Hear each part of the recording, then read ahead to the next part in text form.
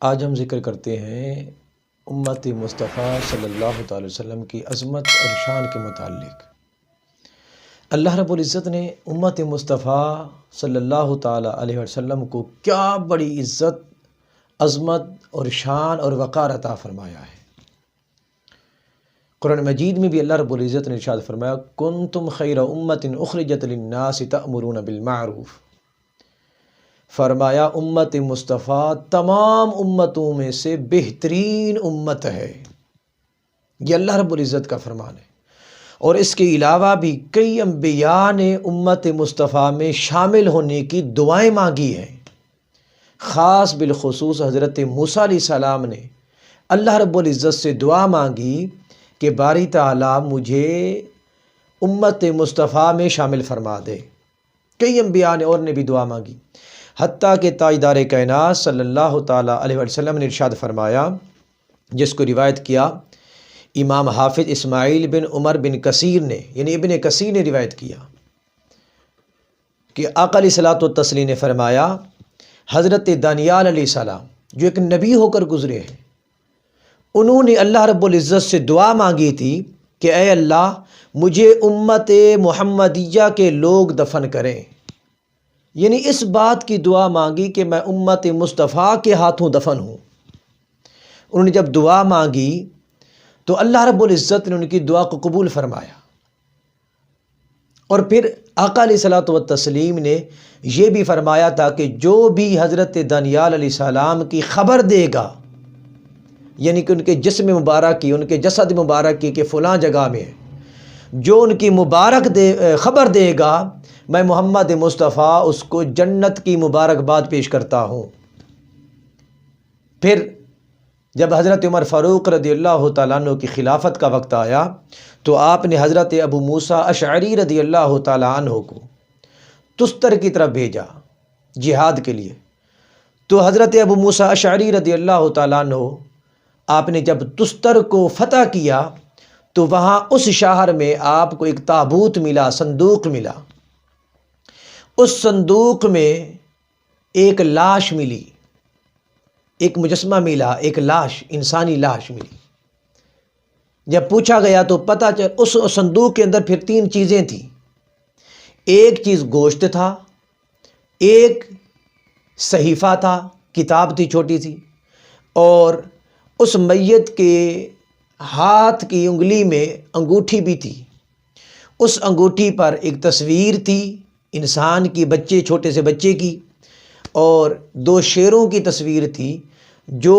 اس تصویر کے قدموں کو چاٹ رہے تھے، یعنی تصویر بنی ہوئی تھی، پکچر بنی ہوئی تھی۔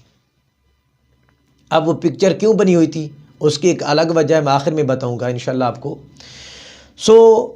جب اس صحیفے کو پڑھا گیا، حضرت ابو موسیٰ اشعری رضی اللہ تعالیٰ عنہ نے حضرت کعب رضی اللہ تعالیٰ عنہ کو بلا بھیجا، کیونکہ وہ عبرانی جانتے تھے حضرت کعب رضی اللہ تعالیٰ عنہ،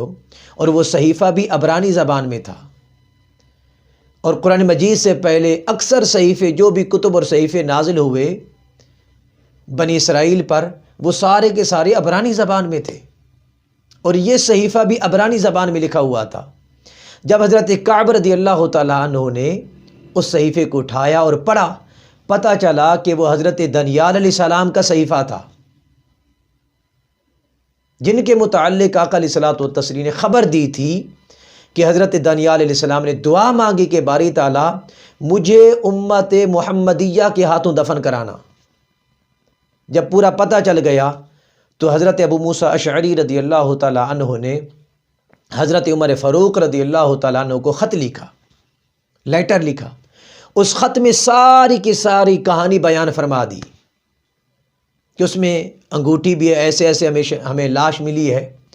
اور اس میں صحیفہ ملا ہے۔ ہم نے حضرت کعب رضی اللہ تعالیٰ عنہ سے پڑھوایا تو پتہ چلا کہ وہ حضرت دانیال علیہ السلام کا مجسمہ ہے، آپ کا جسد مبارک ہے، آپ کا لاشہ مبارک ہے۔ فلہذا آپ ہمیں کیا فرماتے ہیں؟ ان کے انگلی میں انگوٹھی بھی ہے، اور سارے کا سارا ذکر کیا کہ گوشت بھی ملا ہے تھوڑا سا، اور پھر ایک تیسری شے تھی اس صندوق کے اندر، 10,000 درہم بھی تھے، اور حضرت ابو موسیٰ اشعری رضی اللہ تعالیٰ عنہ نے خط میں یہ بھی لکھا کہ ان دراہم کو جو بھی اٹھاتا ہے وہ بیمار ہو جاتا ہے، جب تک رکھتا نہیں، جب رکھتا ہے تو صحت یاب ہو جاتا ہے، شفا یاب ہو جاتا ہے۔ جب یہ خط روانہ کہ حضرت عمر رضی اللہ تعالیٰ عنہ کی طرف، تو پھر حضرت عمر پاک رضی اللہ تعالیٰ عنہ نے جواباً ایک خط لکھا حضرت ابو موسیٰ اشعری رضی اللہ تعالیٰ عنہ کو، اور وہ خط یہ تھا، آپ نے فرمایا جو گوشت ہے اس میں سے کچھ میرے ہاں بھجوا دو میرے پاس، اور کچھ اپنے پاس رکھ لو، اور لوگوں کو اعلان کر دو کہ یہ گوشت بطور دوا استعمال کریں، بیماروں کو کھلایا جائے، اس کے کھانے سے اللہ رب العزت اس کو شفا یابی عطا فرمائے گا جو بھی بیمار کھائے گا۔ اور فرمایا وہ جو انگوٹھی ہے وہ میں آپ کو بطور تحفہ پیش کرتا ہوں۔ حضرت عمر پاک نے فرمایا رضی اللہ تعالیٰ عنہ نے حضرت ابو موسیٰ اشعری رضی اللہ تعالیٰ عنہ کو خط میں، اور پھر فرمایا وہ جو درہم ہے وہ حکومت کے مال میں، بیت المال میں شامل کر دو، اور جس آدمی نے پہلی مرتبہ خبر دی تھی، بتایا تھا کہ یہ صندوق ہے، اس کو میرے ہاں بھیج دو تاکہ میں اس کو وہ خوشخبری، وہ مبارکباد دوں جو تاجدار کائنات صلی اللہ علیہ وسلم نے عطا فرمائی تھی، کہ جنت کو اس کو بشارت دوں۔ حضرت عمر پاک رضی اللہ تعالیٰ عنہ کے پاس وہ شخص آیا جس کو ہرقوس کہا جاتا تھا۔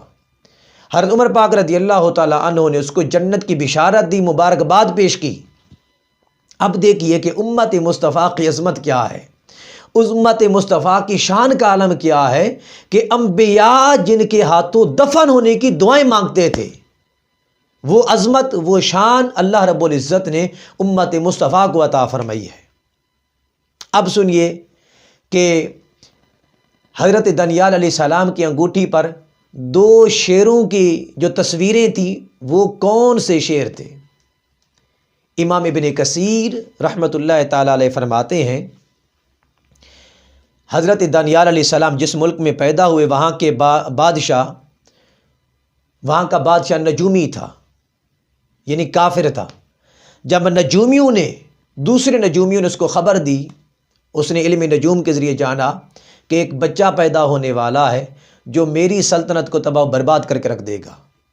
ایک نئے نظام کو مروج کرے گا، رائج کرے گا۔